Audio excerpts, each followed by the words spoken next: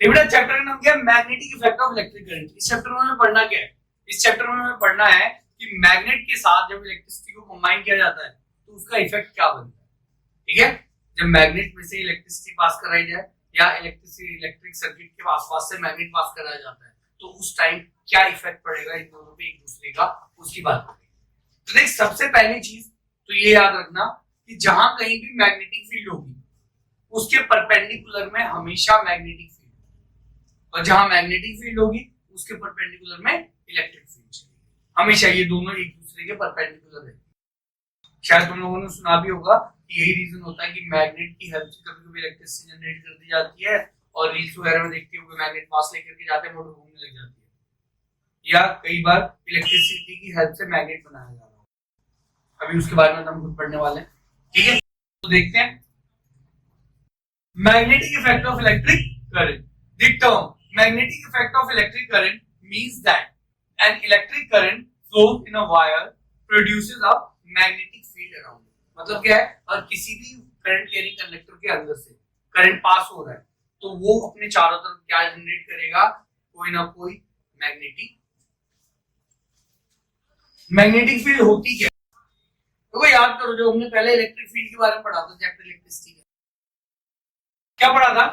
किसी भी इलेक्ट्रॉन के चारों तरफ का वो एरिया, इलेक्ट्रॉन या प्रोटॉन या चार्ज बोल लो तुम सीधे, किसी भी चार्ज के चारों तरफ का वो एरिया जिसके अंदर अगर कोई और चार्ज पार्टिकल एंटर करने लगे तो वो फोर्स फील। अब फोर्स अट्रैक्शन का भी हो सकता था, रिपल्शन का भी हो सकता था। अट्रैक्शन तब होता जब डिफरेंट चार्ज होते, और रिपल्शन तब होता जब सिमिलर चार्ज। ठीक है, तो मैग्नेटिक फील्ड में क्या होगा? सपोज ये कोई मैग्नेट है, तुमने खुद नोटिस किया होगा, अगर तुम एक मैग्नेट के पास दूसरा मैग्नेट लेकर के आते हो, ठीक है, एक मैग्नेट के पास अगर दूसरा मैग्नेट लेकर के आते हो तो क्या होता है, कुछ टाइम तक तो कोई इफेक्ट नहीं होता, लेकिन पर्टिकुलर डिस्टेंस के बाद या तो ये इसको खींचना स्टार्ट कर देता है या इसको धकेलना स्टार्ट कर देता है। तो वो तो डिपेंड करता है कि मैग्नेट का नेचर क्या है। अगर नॉर्थ पोल के पास आ रहा है तो रिपेल करेगा, अगर नॉर्थ पोल साउथ पोल के पास आ रहा है तो अट्रैक्ट करेगा, डिफरेंट पोल से तो अट्रैक्ट करेंगे, सिमिलर पोल है तो रिपेल करेंगे। बेटा मैग्नेटिक फील्ड भी क्लियर होगी, किसी भी मैग्नेट के चारों तरफ की वो फील्ड जिसके अंदर अगर कोई और मैग्नेटिक पार्टिकल एंटर करेगा तो वो फोर्स फील करेगा, वो क्या कहलाएगी बेटा? Magnetic field. This space surrounding a magnet in which magnetic force is exerted by magnetic substance is called a magnetic field. The direction of magnetic field at a point is the direction of resultant force acting on a hypothetical north point placed at that। देखो मतलब क्या है इसका, ये तो बड़े बड़े words है ना, समझ थोड़ी आती। इधर समझो, देखो बेटा जो मैग्नेटिक ये जो लाइनें दिखती है ना, कभी मैग्नेट देखा समझे? हाँ। क्या ये लाइनें नजर आई तुम्हें? नहीं। तो ये लाइनें ना नजर नहीं आती, बस ये एग्जिस्ट करती है। कभी देखने की इच्छा हो ना, साइंस म्यूजियम चलेंगे फिर दिखाऊंगा, वहां दिखती है। ठीक है, ये लाइनें क्या होती है, नॉर्थ पोल से निकलती है और साउथ पोल में जा रही है। इस लाइन को क्या कहते हैं? Magnetic field line. ठीक है, ये क्या है, नॉर्थ से निकलती है साउथ में जाती है, और इसकी कुछ प्रॉपर्टीज होती है। क्या प्रॉपर्टी बेटा? कॉर्नर्स पे इनके बीच का जो डिस्टेंस होता है वो क्या होता है? कम। जैसे देखो यहाँ पे इन दोनों के बीच का डिस्टेंस क्या है? बहुत थोड़ा सा है ना, और यहीं पे इन दोनों के बीच का जो डिस्टेंस है वो क्या होता जा रहा है? बढ़ता जा रहा है। जैसे जैसे अगली पे जा रहे हैं डिस्टेंस बढ़ता जाएगा, तो बीच में इनके बीच का डिस्टेंस क्या होगा? ज्यादा, तो कॉर्नर्स पे इनका डिस्टेंस क्या होगा? कम। दूसरी प्रॉपर्टी क्या रहेगी? ये नॉर्थ से निकलेगी और साउथ में जाएगी। क्लियर है? Why does a compass needle get deflected when brought near a bar magnet?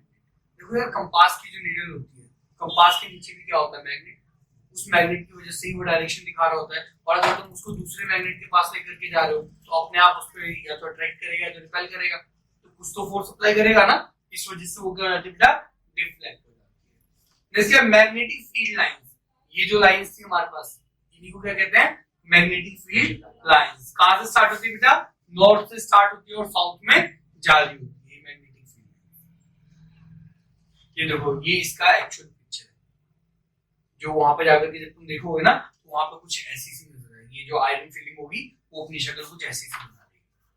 ठीक है, यहाँ के अंदर बहुत सारी लाइंस को फोर्स एक साथ निकल रही है ना, तो नॉर्थ से निकल रही है साउथ में जा रही है, नॉर्थ से निकल रही है साउथ में जा रही है, इतनी सारी जा रही है जो तुम्हें दिख भी नहीं सकती, क्लियर नजर भी नहीं आ रहा। ठीक है, properties of magnetic field lines. देखिए बेटा तीन प्रॉपर्टी होती है।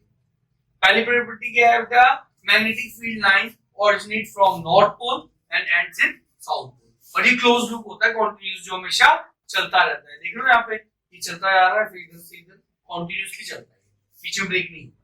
The magnetic field lines come closer to the north. देखो नॉर्थ और साउथ में कॉर्नर्स जो है बताया था ना, उनके अंदर इनके बीच का जो डिस्टेंस है वो कम हो जाएगा, यहाँ पे पास पास आ जाएंगे, और बीच में इनके बीच का जो गैप है वो बढ़ जाएगा। थर्ड क्या है, two magnetic fields of line never intersect each other. दो एक दूसरे को कभी भी काटेगी नहीं। क्यों काटेगी नहीं? क्योंकि देख बेटा, सपोज एक मैग्नेट ये रहा, ठीक है, ये एक मैग्नेट है, ये इसका नॉर्थ पोल है और ये इसका साउथ पोल है, यहां से एक मैग्नेटिक फील्ड लाइन इधर गई, ठीक है, तो इसके ऊपर हर पॉइंट के ऊपर परपेंडिकुलर है इलेक्ट्रिक फील्ड, है ना, हर पॉइंट के ऊपर परपेंडिकुलर है इलेक्ट्रिक फील्ड। अब सपोज करो मैंने दूसरी मैग्नेटिक फील्ड लाइन निकाली जो यहां से कट करके इधर आ गई, ठीक है, सपोज पॉसिबल नहीं है ये चीज, तो अब यहां पे इसके हिसाब से परपेंडिकुलर की डायरेक्शन इधर हो जाएगी, और एक पॉइंट पे क्या दो परपेंडिकुलर बन सकते हैं, या एक पॉइंट पे क्या दो मैग्नेटिक फील्ड की डायरेक्शन हो, इलेक्ट्रिक फील्ड की डायरेक्शन हो सकती है सेम पॉइंट पे, वो तो सिर्फ परपेंडिकुलर पे ही होगा। तो इस वजह से ये चीज पॉसिबल नहीं है, क्योंकि अगर क्रॉस करने लग जाएगी तो सेम पॉइंट के ऊपर दो डायरेक्शन बन जाएगी, जो कि पॉसिबल नहीं है। स्ट्रॉन्ग और वीक कहां पे होती है? कॉर्नर्स में स्ट्रांग होती है, बीच में वीक। मतलब ये समझे, जहां पे मैग्नेटिक फील्ड पास पास रहेगी वहां पे इसकी स्ट्रेंथ ज्यादा रहेगी, जहां पे मैग्नेटिक लाइन ऑफ फोर्सेस के बीच में गैप ज्यादा बढ़ जाएगा वहां पे फोर्स भी जो है वो रिड्यूस होगा। आगे चलते हैं, मैग्नेटिक फील्ड ऑफ अर्थ। तो ये धरती माता के बारे में तुम्हें पता होगा कि जो अपनी धरती माता है ना, ये थोड़ी सी टिल्ट है ना, सीधी नहीं घूमती, ये थोड़ा सा इसके अपने एक्सिस में 15 डिग्री बेंड है ना, बैंड होकर के घूम रही होती है, और ये जो बैंड होकर के घूम रही है ना, तो ये अर्थ का जो कोर है ना वो ऐसे बिहेव करता है जैसे एक बार मैग्नेट है बहुत बड़ा, और वो बार मैग्नेट जो है 15 डिग्री पे टिल्ट है, और उसके बाद धरती माता घूम रही है। The shape of earth magnetic field resemble that an imaginary bar magnet. ये इस तरीके से बिहेव करता है जैसे कि इमेजिनरी बहुत बड़ा bar magnet.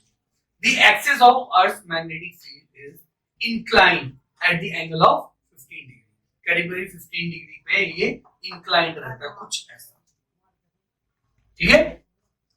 The Earth's magnet due to the magnetic field of current. ये किस वजह से होता है? Due to magnetic fields of current. कौन सा current? Which is flow in the liquid core at the center of the Earth.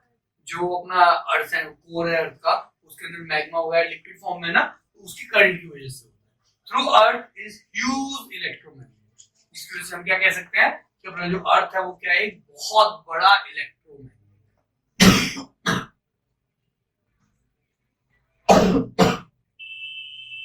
Magnetic effect of current. अब देखो यहां से स्टार्ट होता है ये चैप्टर, अभी तो जो हम पढ़ रहे थे ना वो तो ऐसे ही, अब उसके बाद चीज है ना, अब यहां से जो स्टार्ट होता है वो स्टार्ट होता है अपना chapter.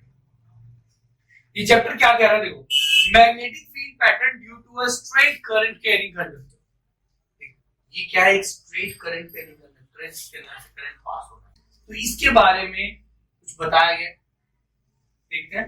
The magnetic field lines around a straight conductor carrying current are concentric circle whose center lies on the wire। मतलब क्या है, देख बेटा, ये करंट कैरिंग कंडक्टर है, स्ट्रेट है, अब इसके अंदर जो मैग्नेटिक फील्ड जनरेट होगी ना वो क्या होगा, इसके चारों तरफ एज अ सर्कल होगी। जैसे ये मान लो कि तुम्हारा करंट कैरिंग कंडक्टर है, तो इस पे जो मैग्नेटिक फील्ड जनरेट होगी ना अगर करंट पास होगी तो 90 डिग्री पे होगी, एक 90 डिग्री इधर बन रहा है, एक 90 डिग्री इधर बन रहा है, एक इधर बन रहा है, एक इधर बन रहा है, तो अगर ओवरऑल देखोगे तो क्या बन जाएगा, एक सर्कुलर पाथ बन जाएगा ना। तो जब कभी स्ट्रेट करंट कैरी कंडक्टर में करंट फ्लो कर रहा होता है तो मैग्नेटिक फील्ड क्या बनती है, हमेशा सर्कुलर। अब देखो जो मैग्नेटिक फील्ड बन रही है इसकी कुछ डायरेक्शन तो होगी, कहीं ना कहीं से कहीं तो मूव हो रहा होगा, तो वो कैसे देखते हैं हम लोग क्या करते हैं, जिस डायरेक्शन में करंट फ्लो हो रहा है उस डायरेक्शन में थंब रखते हैं। सपोज ये करंट कैरी कंडक्टर था, करंट जो था ऊपर से नीचे आ रहा था, तो हमने क्या किया, जिस डायरेक्शन में करंट जा रहा था ना उस डायरेक्शन में अपना थंब लगाया। ठीक है, अब करंट इस तरीके से, जैसे मेरे पंजे घूम रहे हैं ना एंटी क्लॉकवाइज, इस तरीके से हमारा करंट मूव कर रहा होगा। करंट ऐसे जा रहा है तो मैग्नेटिक फील्ड इस तरीके से। ठीक है, अभी राइट हैंड अभी देखेंगे, अभी सब देखेंगे, सब कुछ मिलेगा हमें, स्क्रू रूल वगैरह सब आएगा देखेंगे। चल देखना, यहाँ पे करंट देख रहे हैं नीचे आ रहा है, करंट नीचे जा रहा है तो मैग्नेटिक फील्ड की डायरेक्शन क्या है, एंटी क्लॉकवाइज इसके साथ। ठीक है, सर्कुलर पाथ है। the magnitude of magnetic field produced by a straight current carrying wire at a given point is directly proportional to current passing through wire। मतलब क्या है, जितना ज्यादा करंट पास होगा, जितने ज्यादा मोड में जो मैग्नेटिक फील्ड है उसकी स्ट्रेंथ भी उतनी ही ज्यादा है। ठीक है, अच्छा तुमने नोटिस किया होगा कि जब सेल लगा करके मैग्नेटिक फील्ड जनरेट करी जा रही होती है तो कम बनती है, लेकिन वहीं पे जब इलेक्ट्रोमैग्नेट्स वगैरह का यूज हो रहा होता है तो वो इलेक्ट्रिसिटी भी चल रही होती है तो उसकी स्ट्रेंथ बहुत ज्यादा होती है। ठीक है, तो क्या है, जितनी ज्यादा करंट होगा उतनी ही ज्यादा इलेक्ट्रिक फील्ड की स्ट्रेंथ होगी। Inversely proportional to the distance of point from wire. मतलब क्या है, ये जो डिस्टेंस होगा वायर का उसके इनवर्सली प्रोपोर्शनल, मतलब इसमें जितनी लंबी वायर होती जाएगी उतना ही ज्यादा ये current inversely proportional। Direction of magnetic field produced by a straight current carrying conductor wire। Imagine that you are grabbing the current carrying wire in your right hand so that your thumb point in the direction in which your finger encircles the wire, give the direction of magnetic field lines around the wire। अभी थोड़ी देर पहले हमने बात करी थी कि जो thumb होगा वो इलेक्ट्रिसिटी की डायरेक्शन में होगा और जो अपनी चार उंगलियां हैं वो किस चीज को रिप्रेजेंट करेंगी बेटा, magnetic field. Maxwell's right hand rule is also known as Maxwell's rule.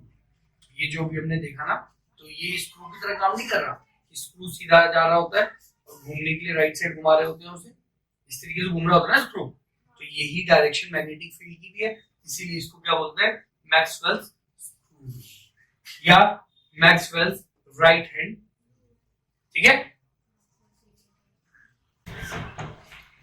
Draw magnetic field line around a bar magnet. भाई बार मैग्नेट ये रहा, नॉर्थ से साउथ की तरफ डायरेक्शन जाता है, ये तो पता ही है, कॉर्नर्स पे पास आ जाएगा और यहाँ पे, लेकिन बस इतना याद रखना यहाँ पे टच नहीं करेगा, इसके अंदर यहाँ पे डायग्राम में टच करवा दिया है, टच नहीं करेगा, पास पास आएगा, पूरी से टच नहीं, थोड़ा थोड़ा ध्यान। List the properties of magnetic line of, अभी देखो अभी हमने तीन की बात कर ली थी और मान लिया तीन मोर देन, तो मैं इसके ऊपर ज्यादा सर फोन में इंटरेस्टेड नहीं, तुम्हारे पास छापने का छाप लेना। एक क्वेश्चन में मुझे वैसा फील आया। Why don't two magnetic line of force intersect each other? अभी थोड़ी देर पहले मैंने तुम्हें बताया अगर इंटरसेक्ट करेगा तो एक ही पॉइंट के ऊपर दो डायरेक्शन साइड में इलेक्ट्रिक फील्ड की, जो कि पॉसिबल नहीं। Magnetic field pattern due to a circular coil. देखो यार, अगर सर्कुलर कॉइल के थ्रू बनाओगे तो कुछ ऐसा सा, ये जो कुछ ऐसा सा बनेगा, ये कैसे बनेगा ये समझो।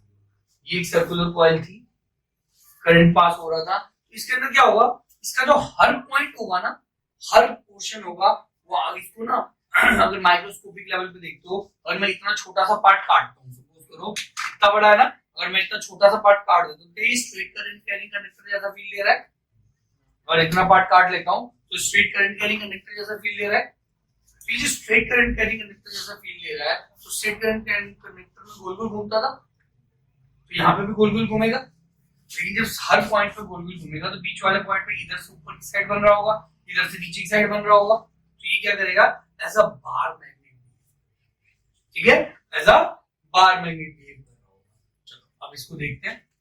When a current is through a circle loop, एक करंट पास हो रहा है और wire of magnetic field is produce around it. The pattern of magnetic field due to a current carrying circular loop. The magnetic field lines are circular near the current carrying coil. Current carrying loop क्या coil? वहाँ पे क्या होगा? Circular होगा. At the center of the circular loop, the magnetic field lines are straight. मतलब बीच में क्या होगा? Straight line. यहाँ पे देखा था नॉर्थ से साउथ में एक straight line ड्रॉ हो रखी है ना? Straight. The magnitude of magnetic field produced by a circular current carrying coil circular loop at its center is directly proportional to the current passing through the circular loop. दोबारा से same चीज है, जितना ज्यादा करंट पास होगा magnetic field उतनी ज्यादा strong बनेगी. Inversely proportional to radius of the circular loop. मतलब सर्कुलर लूप जितना बड़ा बनेगा वहां पे जो मैग्नेटिक फील्ड की स्ट्रेंथ होगी वो उतनी ही कम. Clock face rule. According to clock face rule, look at one face of circular wire through which a current is passing. If the current around the face of circular wire flows in the clockwise direction, then that face of circular wire will be south. अगर clockwise direction में तो south pole में, और अगर anti clockwise में तो किसमें बेटा? नॉर्थ पोल में. अब क्वेश्चन नहीं देखेंगे आज, ठीक है? याद रखना पेज नंबर 29 और साथ साथ लिखते हुए चलेंगे. नेक्स्ट क्लास में पहले इतना नोट करेंगे फिर आगे चलेंगे.